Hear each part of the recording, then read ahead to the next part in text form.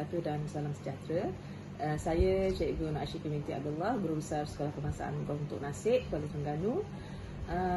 Saya mengharapkan agar Sekolah Kebangsaan Gong Tok Nasik, warga-warganya semua dapat bekerjasama, bersama-sama membina dan mencemerlangkan lagi sekolah ini dan juga mencemerlangkan kemenjadian murid di Sekolah Kebangsaan Gong Tok Nasik supaya anak-anak kami dapat menjadi yang terbaik di kalangan yang baik, insya-Allah. Dan begitu juga dengan guru, harapannya semoga semua guru di sini berjaya mencapai satu tahap yang terbaiklah dalam pendidikan, dalam pekerjaan perkhidmatan dan sebagainya lah.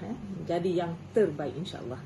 Itu saja. Sekian, wabillahi taufiq wal hidayah. Wassalamualaikum warahmatullahi wabarakatuh. SKGTN Sejahtera.